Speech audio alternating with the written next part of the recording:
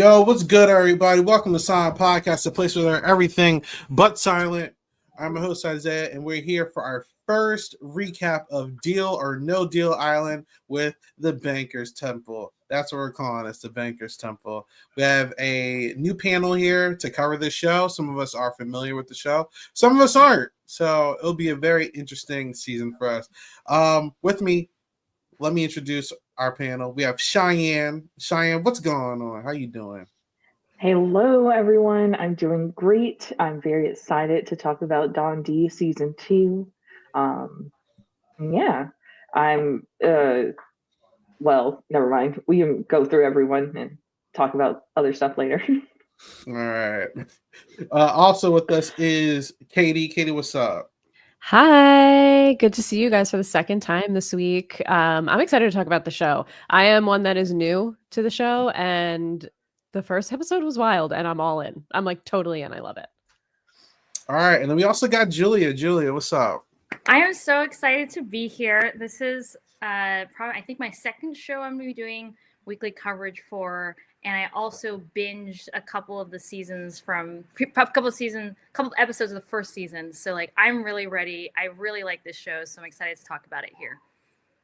All right. If you are enjoying anything that you hear tonight or you are watching on Replay Squad, make sure you like, comment, subscribe, leave us a comment. It helps us with the algorithm and, chat with us on Blue Sky, Twitter, whatever you want.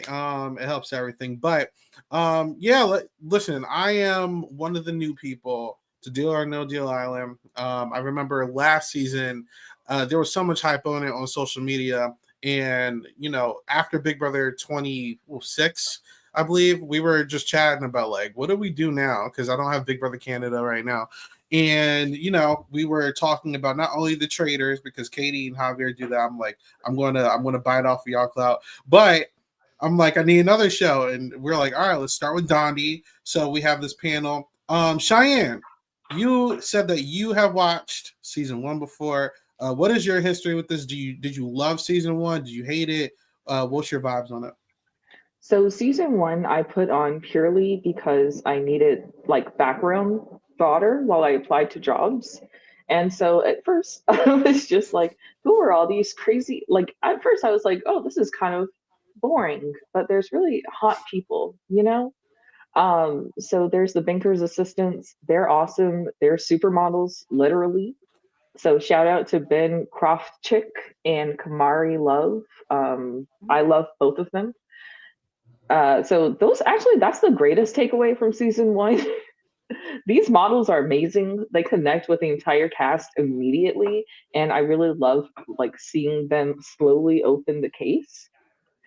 Other things about season one, it is what I wanted to talk about when you were introducing me is that Julia's you were just watching it and now it's off the air. They took down season one. Yeah, I have no idea who won.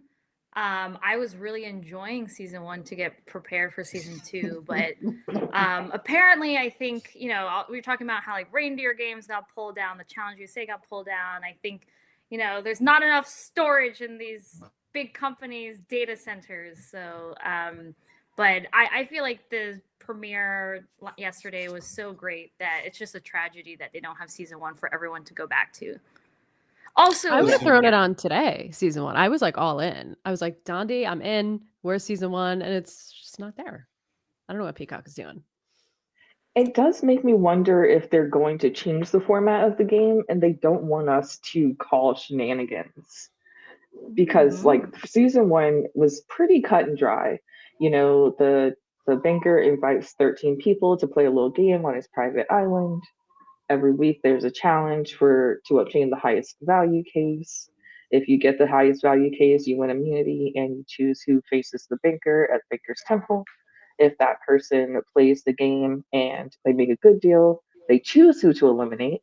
And if they make a bad deal, they go home. And it makes me wonder, like, and so either way, like we saw today, the money that was dealed enters the cash prize. And I just wonder if at some point they're going to change that format so that we and then instead of making us like letting us compare it, they probably are just taking it down. But it could also be financial. So I'll go, Julie. Go ahead. Oh, I was just gonna say one thing I noticed, since I guess Cheyenne and I are the two people who at least saw the both premieres, was in the first season's premiere, anyone could go home and only one person was immune, versus that was not necessarily the case this time around. And then question for you, Cheyenne, was it revealed that the banker last season was Howie I am skipping. What is, Howie Mandel was the original host of the original show. So like, what was his role in the first season, at least? I'm glad you asked. We had no idea who the banker was until the finale. Ooh. So Howie Mandel walking up in the finale to play Deal or No Deal at the last episode was kind of the real shocker of the episode, because the person who won was not a major character in any way. Boston Rob had been evicted literally a week prior, and so we were really with the what some could call numbnuts. So it was kind of not the best way to end the season, but Howie popping out of nowhere was very entertaining. Okay. We had no idea he was there. For someone like me, I don't know what's going on. You know what I'm saying? So I'm over here. We're vibing, Katie. So let's, I guess, because there's a lot of people on this cast, right? But a lot of people I don't really know that much. We didn't really get introduced to a lot of them yet. We did. We saw them, but only a few stuck out, I feel like, aside from Parvati and David. Yeah, you don't like Mommy and Daddy? Mommy and Daddy. I am standing Mommy and Daddy. So, real quick, I'm want to talk about, I guess, some of the more notable people on this cast. Give me 1 second. I'm trying a different format. I don't usually use this one. So let's talk about one of the obvious people that is one of the stars on here, Parvati Shallow, who I feel like she was obviously one of the bigger gets coming in here. How do we feel about Parvati Shallow's first episode? What are our expectations for her? Do we think she's going to do good or bad? How do we feel about it, guys?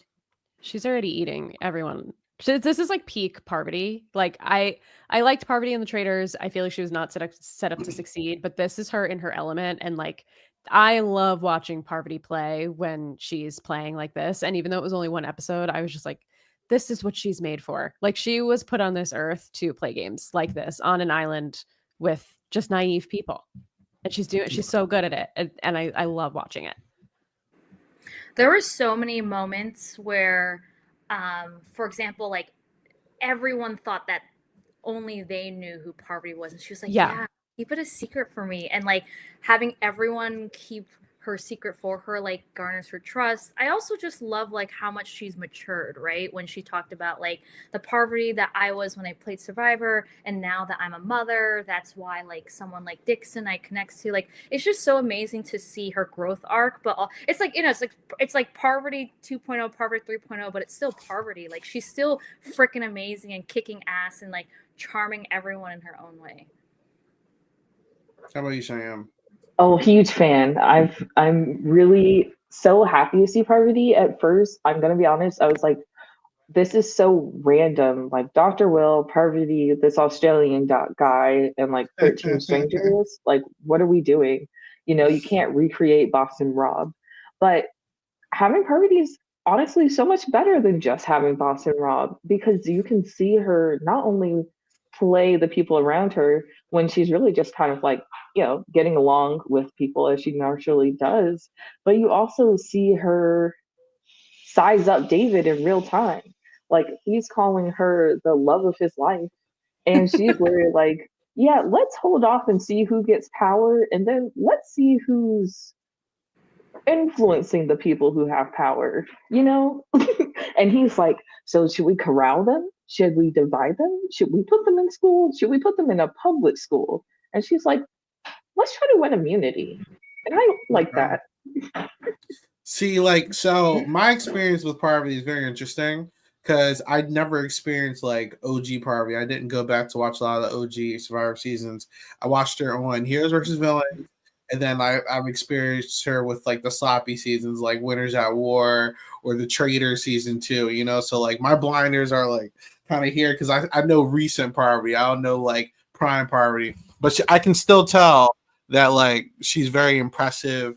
There was, even though, you know, Trader season 2, we don't talk about that for her, but I still saw like shades of a great player, and I understood the hype. You know what I'm saying? And I think that this episode, and you know, we'll definitely dive more into it, but she definitely showed why, you know, she gets gassed so much, because I think Parvati just has that charisma. You know what I'm saying? And it doesn't matter if she's single or not, or a mom or not. She just adapts to like her cast, and it's very, I feel like, obvious that she shouldn't be trusted, yet people still trust her. Very interesting. I'm curious to see how she progresses this season.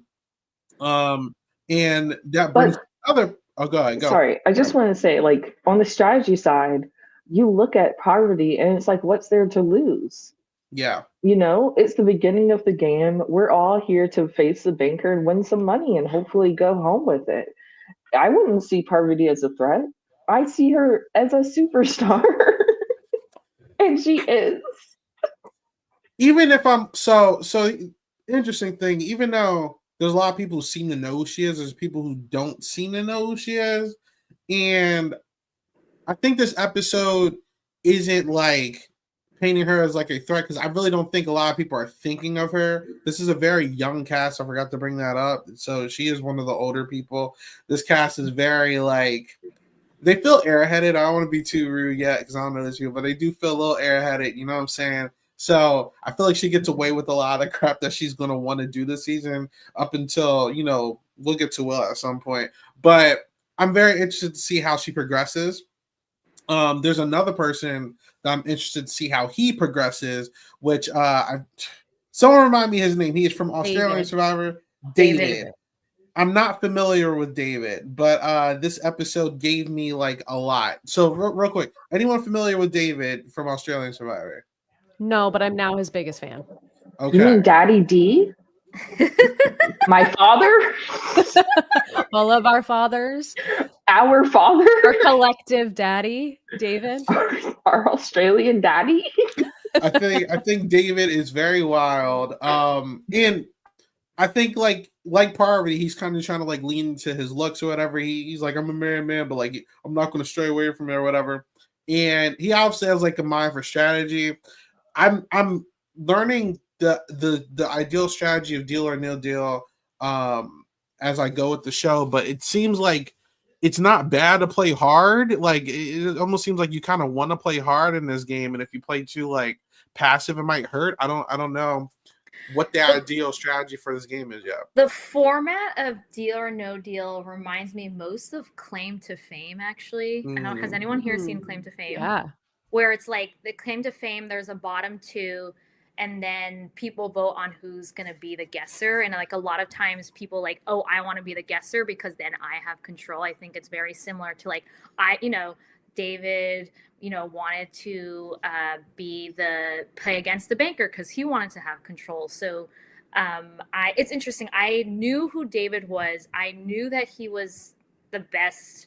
It's between David and I think Luke, who are like the best players on Australian Survivor. I've never seen a season, and yes, he was really charming. Unfortunately, he kind of like disappointed me a little bit in the strategy. And there's like a couple parts, like one, and Parvati was suggesting like switching the cases. I was like, classic Parvati thinking, right? She always knows like what the other person's thinking and anticipating ahead.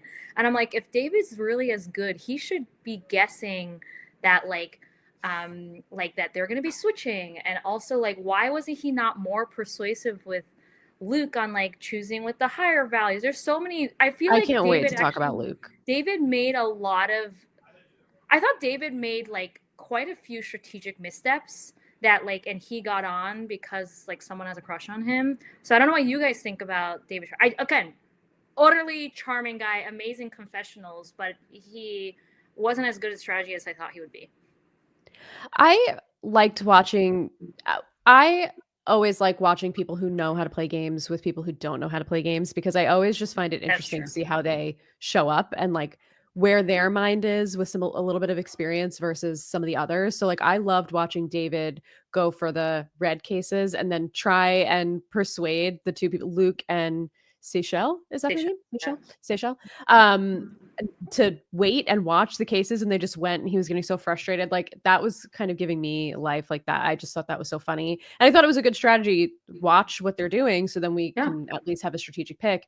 Where I think he missed was having any social influence over any of those people whatsoever, specifically Luke. And I think Luke was just a wild card. Like that guy's a mess. I can't wait to dig in on him. Like he's my new favorite person to just drag, because what was that? But I do think, Julie, to your point, the fact that he didn't realize that they would have switched the cases was like a huge blunder to me. I was like screaming at the TV. Yeah. I think there's two people who were bonkers. It was not only Luke, but Sydney. Oh, it's like out of control. Out of control. Girl. I will say with God, his name is one more time. What's this guy's name? Australian dude. David. It's gonna take me a second to learn these people's names. But David, he did try something with the first challenge as well, which is kind of like stand there and like stare at everybody and like see what the ideal like prices of the suitcases were. They did the switcheroo on them and everything, but he was so confident that he knew what the $1 million briefcase was.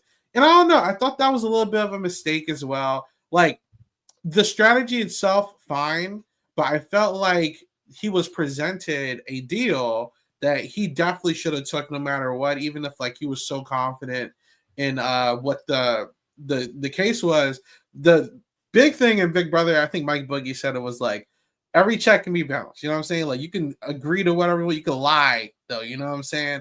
And I feel like people are so afraid to lie nowadays. Like I said, I'm not familiar with this game in the world of Australian Survivor, obviously, so I'm not going to talk too crazy on this game. But from what I've seen, it felt like he was just so confident in it, and it's like, bro, if someone offers you a deal, especially in front of the entire cast, you take it. You know, like there's no reason to even turn it down at that point. Now you look a little sketchy. God knows what happens. He could have been eliminated. You know, so who knows? And I mean, to set that up, I know we're not really like going to recap the episode, but for that challenge, there's 3 big risks. And the whole thing about Deal or No Deal is the banker loves risk. He loves risk. So if you go for the riskiest option, you will get a prize. That's like the foundation of the game first season. And so in this case scenario, the 3 people that chose risk, they quite literally had the high ground. David, Luke, and Shishelle, they were all able to see what cases they took. Unfortunately, Luke going off first, because he was just so excited to be there, kind of ruined it in the way that it was obvious that David was looking at their cases.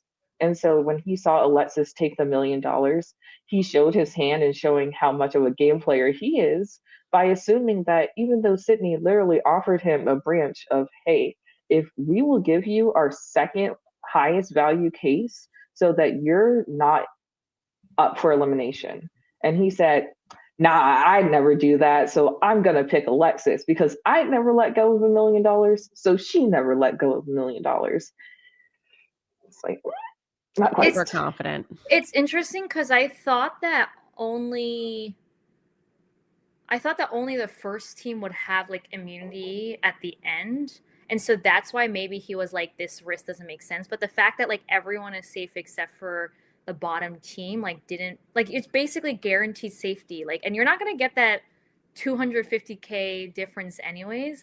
The other thing is like, you know, I think I feel like there's a lot of pride from the men, right? Yeah. Like, right from David's like, I want the $1 million, and like Luke just like, you know, I don't want to say run stupidity to the ground, but like, you know, he's very proud of who he is, and like he'll dig in his heels when he's making mistakes. And I think that's why Deal or No Deal is so interesting. Like everyone just approaches risks in a different way, you know. So absolutely. I think where Luke I mean, where David really made the mistake is that he was offered the deal after Luke already completely fumbled and did not pick the case from. And I know we're getting really far ahead, so tell me to stop, Isaiah, if you Go want to talk for it. more You're about the good. cast. You're good. But the fact that he could have chosen any case from the second group and would have any case from that group would have been higher than any amount from that first group, the low risk numbers, and he decided to just take the one that he could see, even though the math is you're going to get a higher one no matter what, and it's going to put you closer to have that. To me was just such a wild decision. And then for David right after that to not fix the clear mistake that he was trying to tell Luke not to make and take the deal to get guaranteed safety for the team. Both of them, I felt so bad for Seychelle because she had no control over the situation whatsoever, and then she was just like totally stuck. So I was really feeling for her in that moment. But I agree with you. I think the pride of both of them really dug themselves into a huge hole that they did not need to be in. But I loved watching every second of it.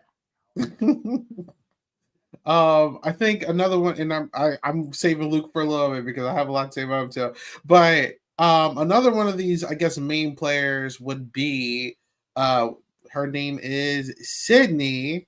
Give me 1 second, I'll put her on the screen. But she got a whole lot of screen time too. For those who don't remember what Sydney looks like, this is what she looks like. And she was one of the people involved, like giving this deal to David, and he didn't take it, whatever. But she seems completely obsessed with the guy. I think she went a little crazy with power this episode as well. Like, HOH-itis. Which she didn't even have power. No. She was on a team that had power. She didn't even have power. And it felt like first of all, I feel like the biggest mistake that she made was one, she kind of like teetered on like making a decision up to like the last second, where I felt like if she was just like, I'm picking this person, stood her ground, like all this scrambling wouldn't have happened. Obviously, she didn't handle like the actual banking portion correctly. She has like an over obsession with David. She takes credit for moves that she ain't do. Julia, how do you feel about Sydney in the showing? It's interesting because I did think her story was good. Like, you know, she moved to LA with only $300, and then she went to Columbia and studied cognitive neuroscience, which is what I studied, and now she works at Wall Street. So I was like, oh, she's gonna be like a really smart person. And then like I feel like everyone sees through her. I really like Letty, where she was like, yeah, like, no, who's the leader? No, you say you're part of a freaking team. Like, and also I think Lachelle is also one of my favorites. She was like, you know, great. Sydney seems like a nice girl, but like she seems a little bit too obsessed with the guy. So I think, I don't know. I think at the beginning I was like, oh, she's really pretty. She's really bubbly. I think like she has a good story. She seems really smart, but she kind of, the power got to her head. She's not going to have power next week, and in the preview next week you see someone telling her that it's not just about, you know, have to be strategic. It's not just about who wins power and who wins immunity. Can I ask you guys? Oh, go ahead. Oh, I don't know. I want to know what you're gonna say, because it's like, what if it was what I was gonna say? Well, it's a little mean about Sydney and her story. I was gonna say, what show do you think she originally applied for? Oh, definitely Love Island. Definitely Love Island. I was going to ask if you guys believe her story, because to me, I felt like a lot of holes in that story. And maybe it's just, I don't know. Do you guys believe it? Felt like this was a story that she gave production. I believe casting, right? I don't really. Yeah, but I believe her. I believe her, though. I believe her. Why would she lie about it? She's probably missing some like big details. Don't she got to give like proof of a degree or something? I would assume if you're to get on Rodeo Island. Listen, I don't know. I doubt it. I don't know. You think she would make up that much of a? Listen, you know what? She lied about making the move, so she could. I think she might be fabricating or exaggerating a little bit, and I'm not trying to. Whatever. People are resilient. I get that. What you gotta do. How do you move to LA with $300? You're homeless, and then a week later you're moving to New York and going to an Ivy League school? Like, how does that happen? Yeah. I don't know. She's the Wolf of Wall Street.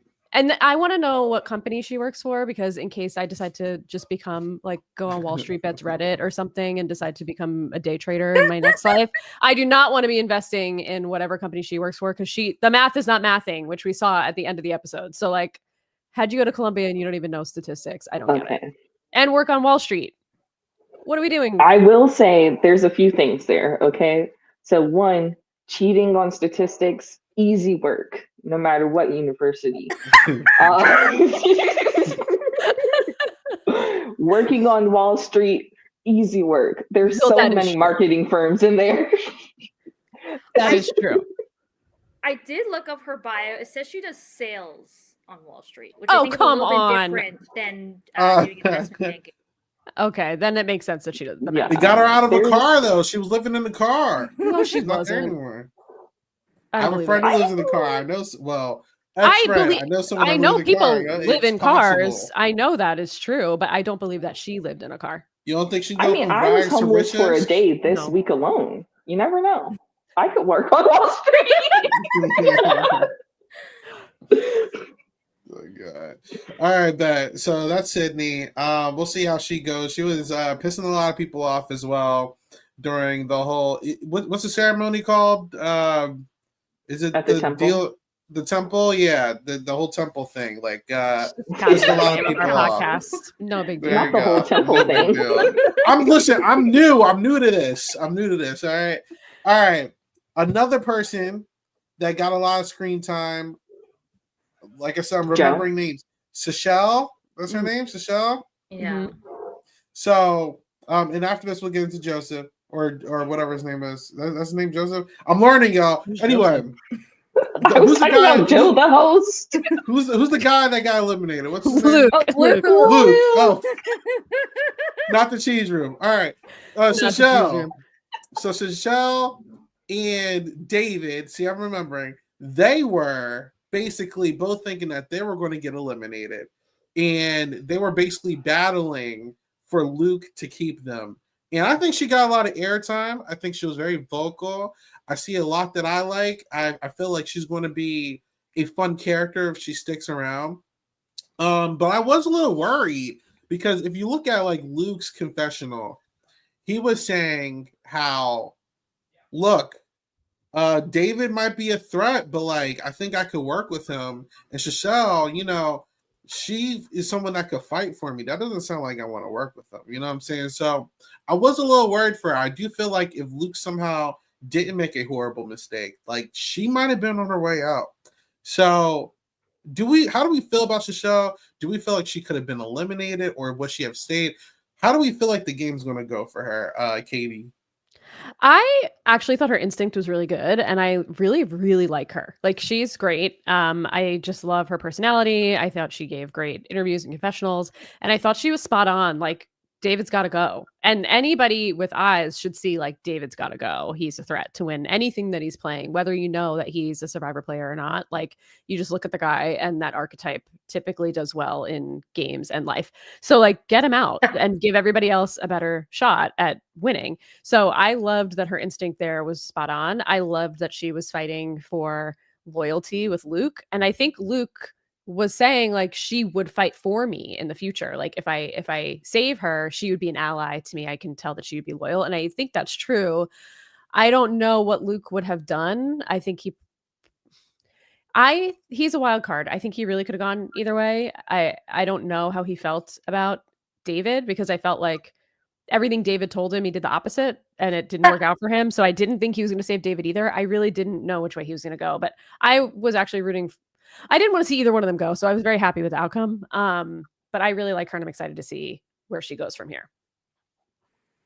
How's everyone else feel about Seychelle? She gave a confessional before the Banker's Temple, being like, if Luke wins, I think I'm going home. So I agree with Katie. I think she had really pretty good instincts on identifying that David's a threat and trying to talk to Luke. The one thing where I think she stumbled was she told CK and either CK or Rock or CK and Storm, being like, hey, like, can I just talk to these two? And then they all go to like Parvati and David, be like, yeah, she just basically kicked us out, and like, are the three of them an alliance? And all she did was just you know, she was like, why does she even need to talk to people who are not David and Luke? So I felt like that was, you know, a little bit cliquey and can rub people the wrong way. So I think she has a pretty good strategic mindset, but I actually felt socially she's kind of like isolated herself a little bit. And also she's a strong personality. Again, amazing for us, but the strong personality can rub other people the wrong way, but it actually seems like she's keeping a lot of it in the confessionals and maybe not in her interactions with people. For the most part, seems fine, except for the fact that she's like telling other people to go away. Like, just don't do that, you know? Yeah. She was so annoying to me. Like, very spoiled energy. Like, oh, I'm just here. I'm just a little princess. Oh my God, all these things are happening around me. Like, you chose the red cases. You chose to go for the red case. You chose not to strategize. Like, you chose to be here. Don't act like you're just like, oh, look at me. So I was a bit annoyed by her confessionals. I do think that Luke would have saved her though, just because of how he was interacting with David. When David was like, you know, it's us. Right. And Luke was like, the grass here. That's There's nice true. sand under our feet. Luke held Seychelles' hand. That is true. Yeah. But also when she was talking to him, he was like, I can't really commit to anything yet. Like, he was just a wild card in general. You know what? Let's just get to it. I'm sorry. Let's just get to this guy. Let's talk about the elephant in the room. Let's talk about Luke. What was going on with this guy, Cheyenne? How did he get eliminated first? He was cheesed. He was cheesed to be there. You know, a private chef, young, white male. The energy was there. He could feel it in his hands, feet, and on his way out. He was just so excited. Listen, the amount of football references on the way out was crazy. How many football references can one person make in 5 minutes on TV? Like, I think he set the record. Yeah. And listen, it was cool at first. Like, I didn't care about it, right? It was cool at first when he was like doing good. I was like, you know, I can't even hate. Like the first half, he was getting all the bad cases out. And when he got like the deal that was like over 200,000, I'm like, I'm hating, but it's working. And I'm like, there's no way he's gonna drop the ball on this, right? And he did some dumb shit. He just started when he didn't take the obvious deal. And I'm like, unless you're just like that lucky and you get the $1 million, like, I don't know if this is really worth it. And the entire cast is basically telling him like, yo, like, you should take it. Didn't take it. And then he made a reference to Aaron Rodgers and Derrick Henry. And then it got bad after that. And I was just like, the worst possible thing this guy can do at this point is turn down like $300, $500 and end up with the $1. Like, you could have took literally any single case other than like the 1 cent one. He could have took any case up there and he would have stayed. The one case that he didn't need to keep, the one that he said was his lucky number, by the way, that's the one that sent him home. I just thought it was so ironic television. I'm like, this is just like the typical first boot that like the worst possible outcome that could go wrong went wrong. I don't think anyone even wanted him to go home outside of the two people who were up for elimination. Like, what a blunder from Luke, man. And it's sad to see, but I was like, look, for the greater good of the rest of the cast, I like the other two people who are up, so he can go. But I think he did an iconic fashion. Personally, I'm okay with him being the first boot guy. I don't know about y'all, but I thought it was hilarious. I'm thrilled. Anytime you make an Aaron Rodgers reference, it's on automatic L. First of all, like, come on, what are we doing? But when he didn't take the last deal that was offered, and he had, I don't remember, was it 650,000 and then like $0 basically? How arrogant can you possibly be to not take the deal? I just feel like that deal was a gift. The probability was in his favor. And again, our girl, Sydney, was giving him the incorrect probabilities of what to do. I don't know if he listened to her, or if he just went on his gut or whatever, but that was a mess. And I don't know if you guys caught an earlier confessional that he made about why he wanted the money, but he's going through a divorce and his dad retired, and his dad had to come out of retirement to pay for this dude's divorce, which is just wild. And then he's using his dad as a reference for the number 7 that he picked because of his favorite football player in college. Roll the guy's Tide. name, Roll Tide. I'm like, please stop bringing your dad into this. Like, your dad did nothing to deserve this as far as we know, and you're just embarrassing this man all over the television. It was sad. Justice for Luke's dad. Unless he sucks, then he deserves it. But we don't know that. We don't know that. We don't know that. Yeah. So I don't what? know what to think with this guy, bro. Go ahead, Cham. What strategy would y'all hope to happen? Like, do you want to find all the low cases? Do you want to find the big cases? Like, what do you think would be best? Well, as a professional deal or no deal player at what's the place called? Dave and Buster's. I play it every time. I win pretty frequently, you know. I feel like in this show, especially so early when the stakes are just like filling the winner's pot, I'm thinking of the regular challenges, and like the average case was like 200,000. I just feel like it's a no-brainer to take that case that was like around 200,000. I think I would have stopped there, especially with like the odds. If he was just lucky enough, let's just say the case beforehand that he didn't take, that was in like the top 3. I forget how much it was. If he did have that still in the game, that's a little different. I probably would have like pressed my luck as well. But regardless, I feel like 200,000, especially when you're not personally getting it, you're just putting it in the pot. There's no reason to like not like keep that. You know what I'm saying? So the whole cast is telling them that. The host was damn near telling them that. Like I don't know why he pressed his luck. He was just feeling himself. Like, it's like, you're not keeping this money, bro. Like, you could just be giving this to somebody else. Didn't make any sense, Cheyenne. I'm sorry. Julie, how did you feel about it?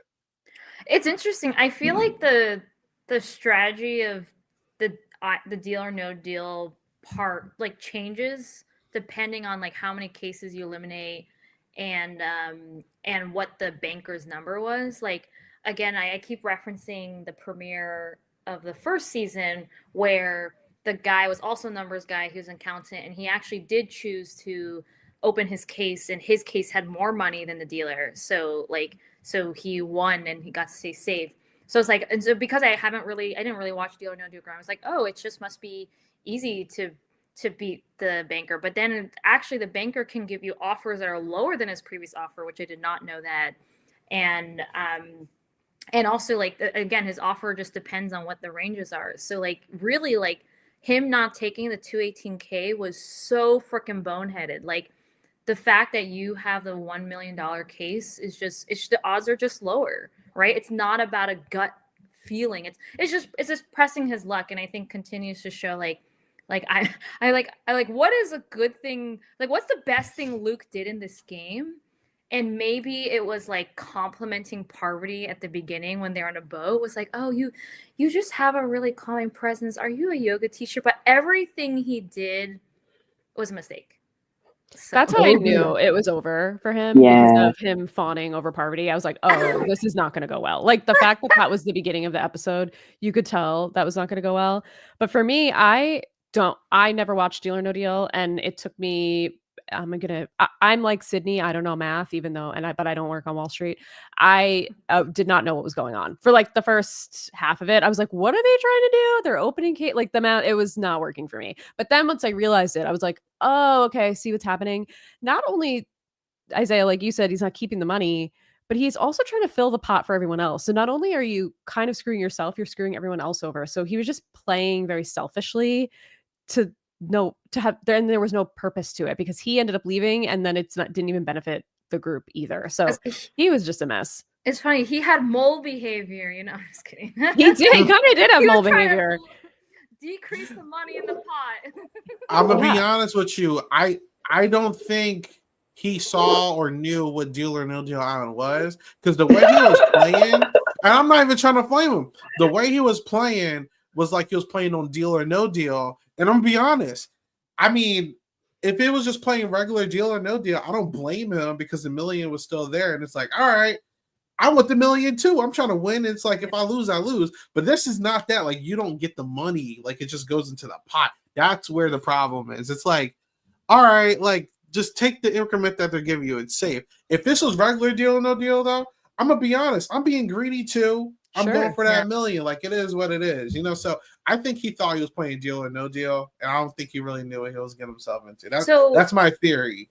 One question I have about Deal or No Deal or Deal or No Deal Island is: does the banker and do the producers genuinely not know what number amounts are in the cases?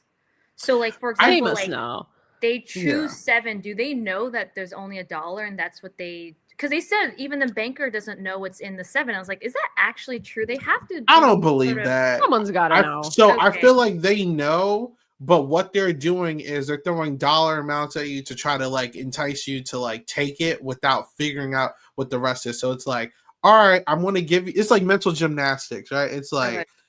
All right, I'm throwing all this money at you. Are you actually going to take it or not? You know what I'm saying? Sometimes you're trying to throw them off a cent or whatever. Because look, they don't know what the next case is going to pick. They could have picked up. He could have picked 2 good cases next, and then we're having a completely different conversation. It's a shot in the dark at the end of the day. It's all luck, you know. So one thing that y'all don't know, and most people may not know now that they've taken down the first season. But if it's going the opposite, if it's going really, really well and all the good sides up and they took out all the lower numbers, the banker will call in. Joe will go to the back and the banker will make someone a personal offer so that they have the opportunity to take their own money and go if they take the deal. Wait, and leave the game?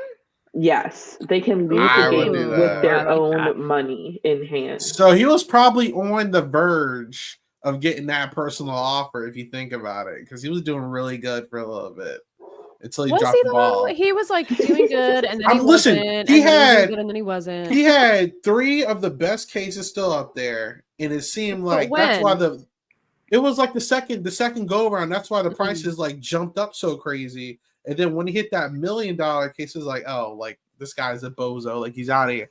But I think as long as that $1 million case was there, they were going to play ball because they don't really want to give $1 million out, you know. So who knows? Wait, So what's the benefit of the personal offer? Like I'm confused. Like why is that something that you keep all the money and you go home? Yeah, the thing is that the banker is stingy and doesn't want to give you $1 million for the pot. They'd rather you take your personal $40K than take $1 million.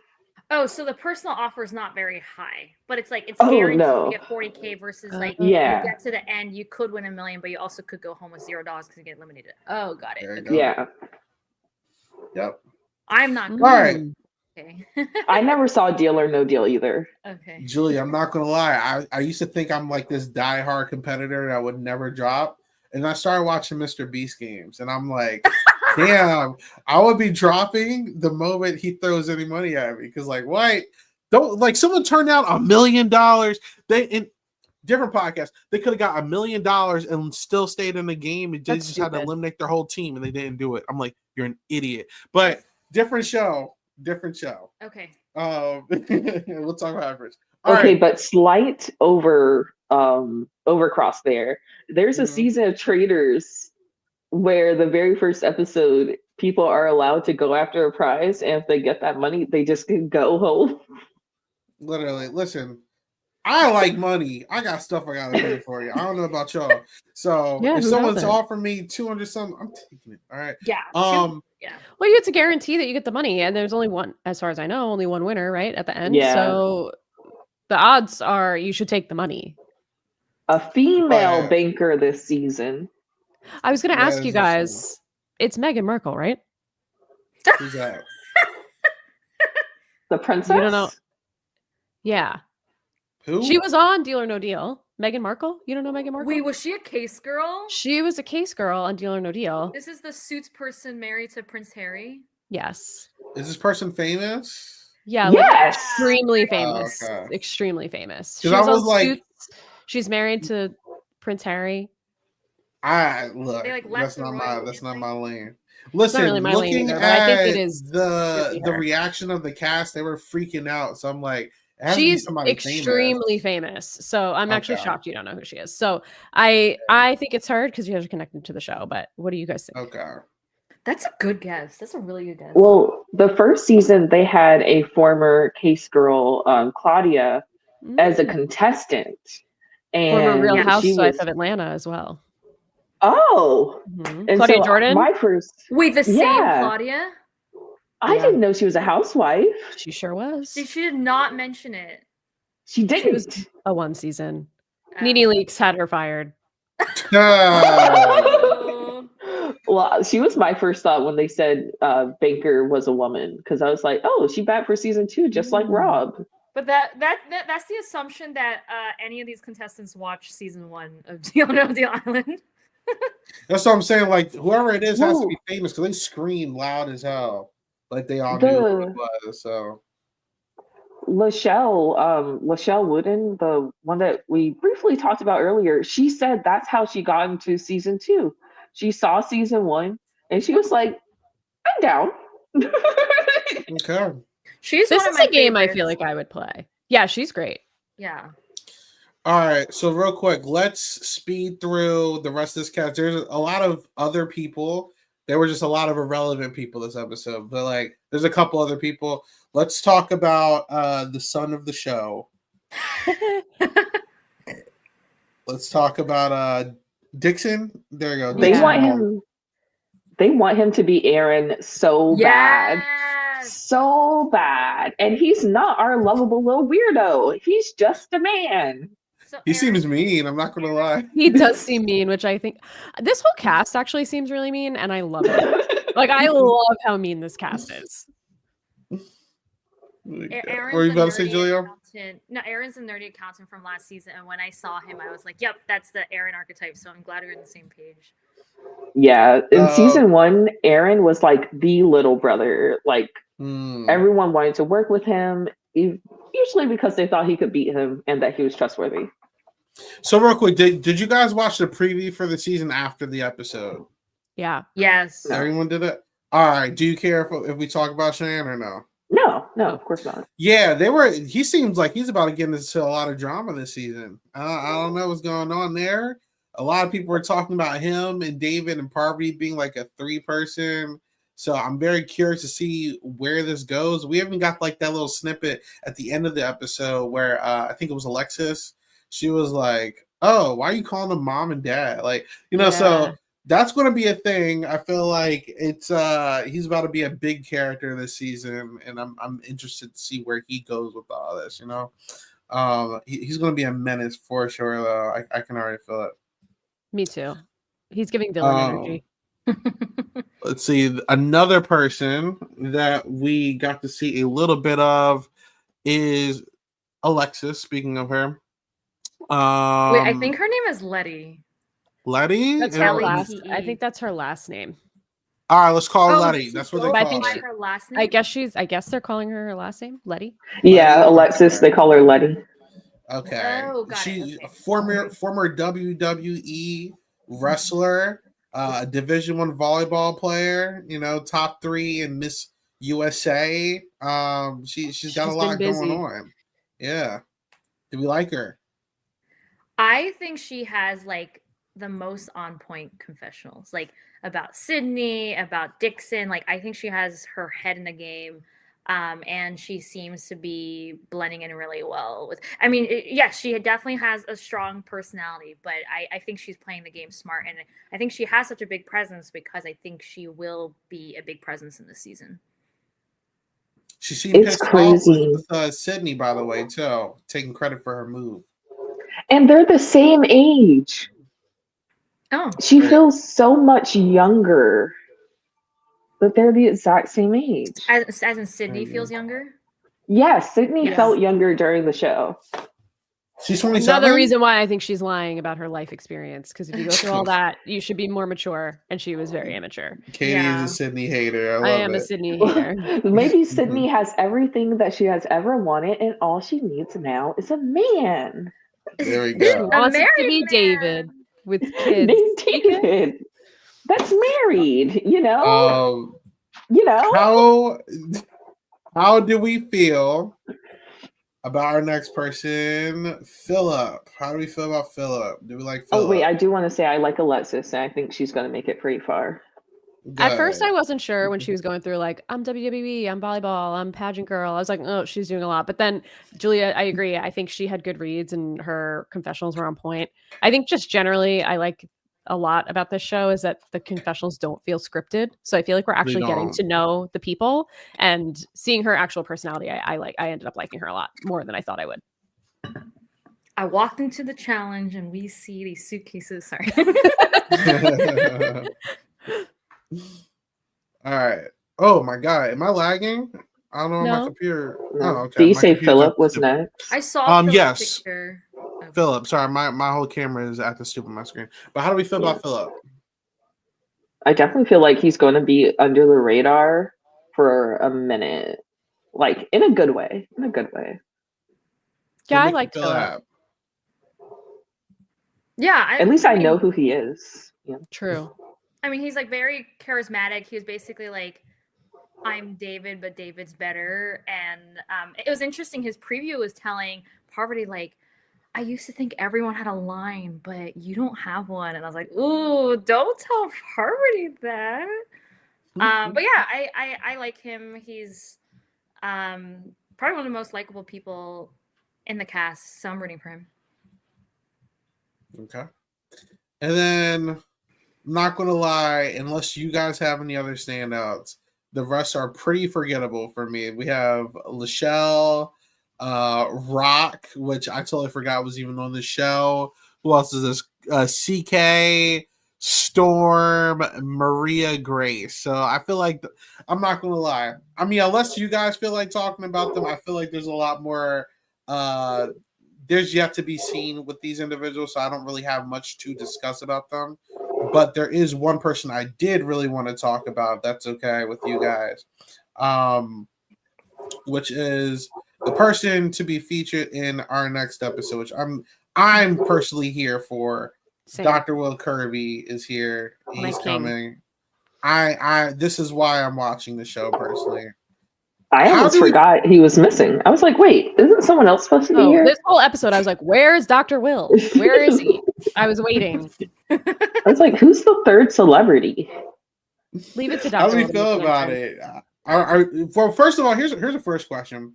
How many of you guys have actually watched a season with Dr. Will in it for Big Brother? Me. Okay. So Julia, Both seasons. I've only seen Dr. Will do the jury roundtables. So do you know anything about Dr. Will? Yeah, of course. What do you know about him? He's Chilltown, right? Yes. Yeah, I mean, I just know that he's in love with himself. He never won a competition and won season 2. He is pale as a ghost. Yeah, that's it, really. That's the top 3. Top 3 Dr. Will things. And it seems like he's an acquired taste.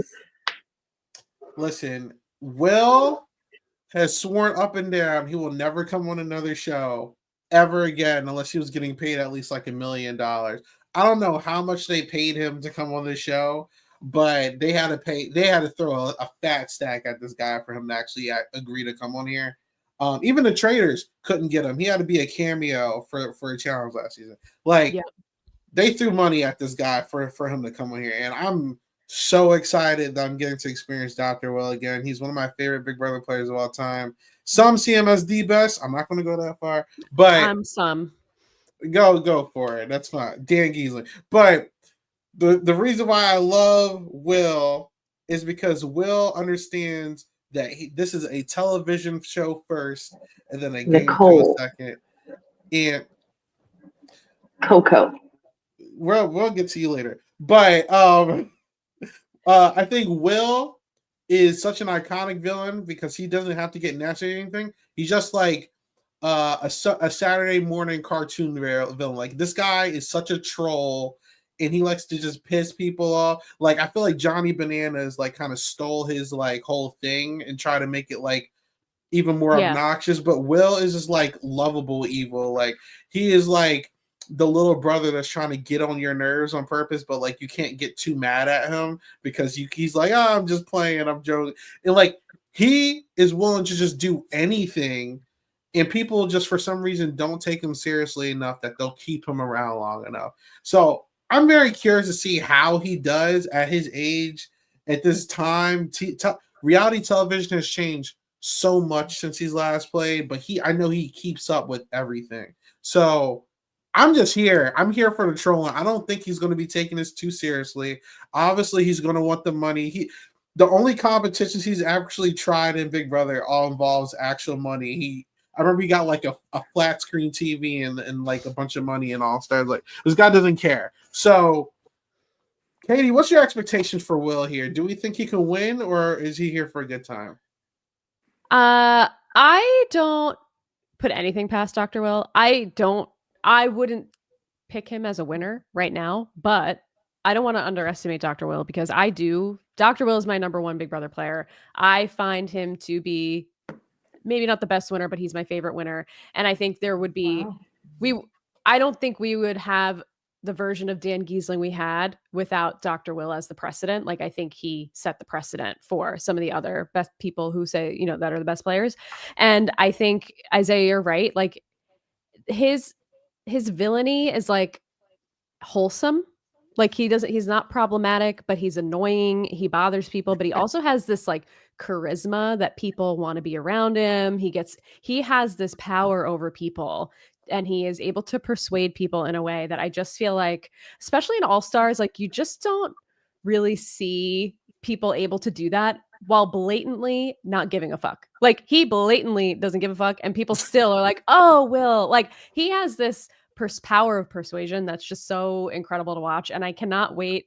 He seems like he's bringing the heat, and based on the preview, I don't know what to expect, but it just seems like he's going to be messy, and it seems like he and Parv might be at odds. She says he's an acquired taste, and seems like maybe she hasn't acquired the taste, and I'm excited to see these two heavy hitters at odds. And I think he's playing because he watched with his daughter, and his daughter said she wanted him to play, so he asked to play, which I love that. So maybe he will care because it's for his daughter. So I'm just ready. It seemed like in the preview he cares, so I'm ready to watch him go all out and just see a different side of Dr. Will that we haven't actually seen.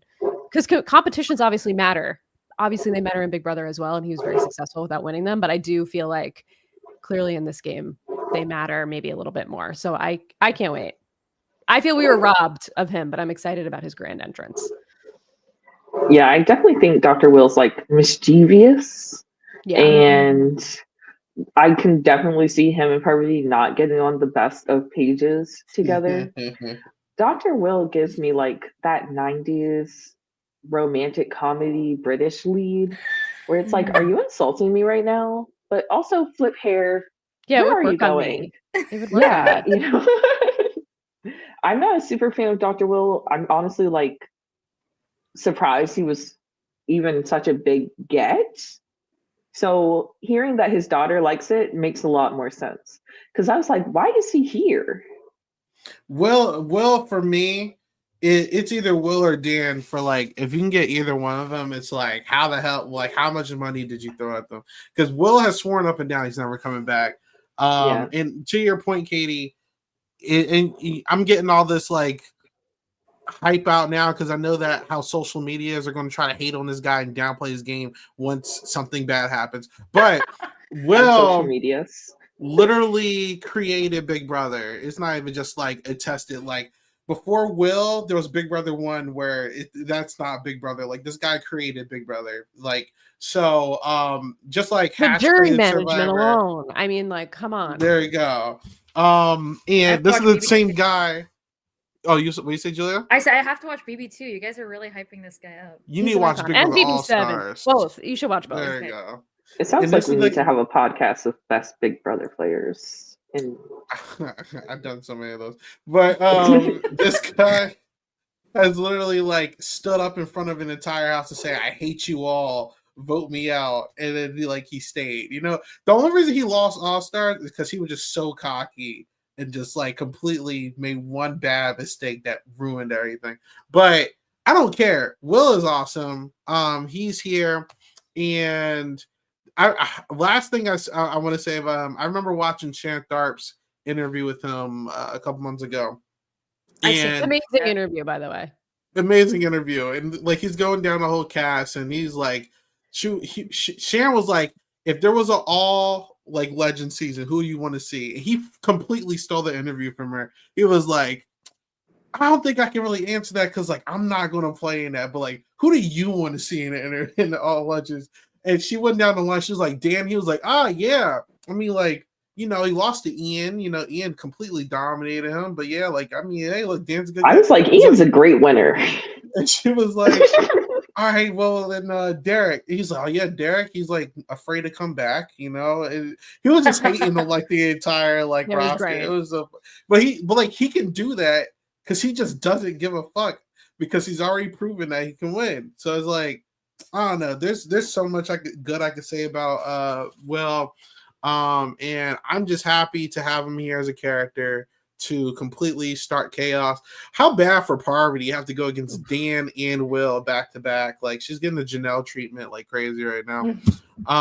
But there you have it. That's just a quick little breakdown on some of the cast that was relevant this episode. Guys, do we have anything else we want to talk about in terms of Dondi episode? The last thing I want to say quickly is that I love Joe Manganiello as the host. Is that even how you say his last name? I don't know. But I was like, this is so weird that this guy would host a reality show. But he was so good. When he was talking to the banker on the phone, I was like, oh, he's the best host. Like, Goodbye Jeff Probst, Julie Chen doesn't stand a chance. TJ, I love TJ. You guys know I love TJ Lavin, but like maybe giving TJ Lavin a run for his money. I don't know. He was he did a great job. I don't know about that. He's lucky Russ is gone. But he did say that he's a Survivor super fan. Did you guys hear he actually applied to Survivor before he got famous? And he didn't get on. And now he's you guys didn't hear this, and now he's the host of Dondi. Nice. When he was riding on the helicopter, sitting outside with his legs hanging, he was giving like early 2000s Jeff Probst, on the way to the jury. And I was like, this is so good. I loved it. I will say, like, my last thing is CK. We didn't really talk about her, but she was the woman who was like, you know, I would have taken the risk, but I'm going to be a team player and play with the team. And ultimately she was safe. But like, I'm very excited to see what kind of decisions she makes in the future. I feel like if anyone's going to stand in like the veteran brigade's way, it's going to be someone like CK. I also think she's the biggest hater on the cast. Yes. In the preview, it seemed like she was at the center of a lot of the drama.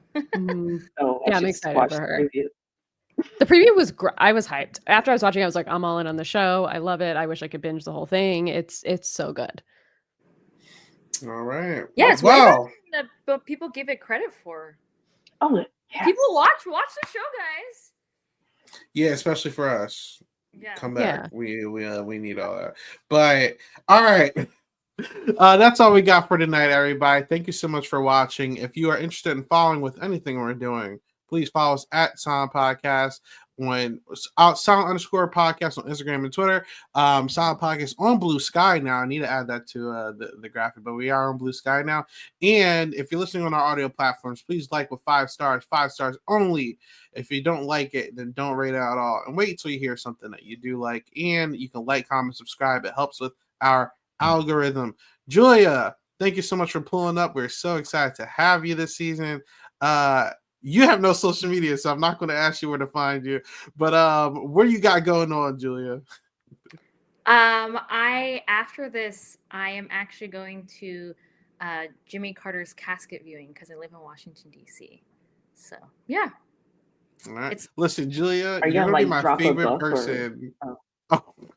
Wait, what? What did you do? Like, what do you drop by? Do you like light a candle? Do you drop a book? I have no idea. You lay a rose? I was walking by someone's like, oh, I waited in 3 lines for it, so 3 hours for it. So I think I'm not sure what happens, but wow, we're pay my respect. I'm curious. I feel like you're gonna be my favorite person to ask, like, what you got going on at the end of the podcast now, because like You don't have like social media. It's gonna be like, this is what I'm doing with my day. I love that. All right. Thanks, Julia. Katie, where can people find you? Yeah, you could find me on Blue Sky at just search Real Slim Katie. I'll come up at Real Slim Katie on Blue Sky Social. And you can find me here on Silent Podcast. We are back, baby. Sign the traders. We just did our draft on Monday, and I can't wait to talk about the episodes that are going to drop tomorrow on Friday with you, Isaiah, and a very special guest. I don't know if we've announced it, but I'm not going to say anything. So you guys tune in for our very, very special guest that will be joining us. You guys will be excited. And I'm psyched to be here this season with you guys. I'm going to have to miss next week. Unfortunately, I'm traveling for work, but then I'll be back seated for this season. And do Dr. Will proud for me, Isaiah, next week, because I won't be here to talk about it. All right. Cheyenne, how about you? All right. Yes, you can find me usually on YouTube and Instagram, Cheyenne New. That's new with a K, like I'm a know-it-all. Cheyenne New. Yeah, so not Twitter. It's private because I have all my private thoughts there. Blue Sky, I don't really go on there much, but I suppose I'm on all of the things, really. I'm on TikTok, I'm on Instagram. But Instagram and YouTube's where it's at, yeah. Thanks. All right. You can find me at 8 Ball Bangers on everything. And yes, like they were saying, we'll be back here every week to talk Dondi. We are going to be here on Friday to talk traders with a very special, because I'm very excited about that one. And like usual, I don't know when I'm going to do my next Big Brother stream, but I want to do some fun ones soon. Unplanned ones, just some pop-ups. So we're going to figure that out. But all right, until next week. Until next week for Dondi.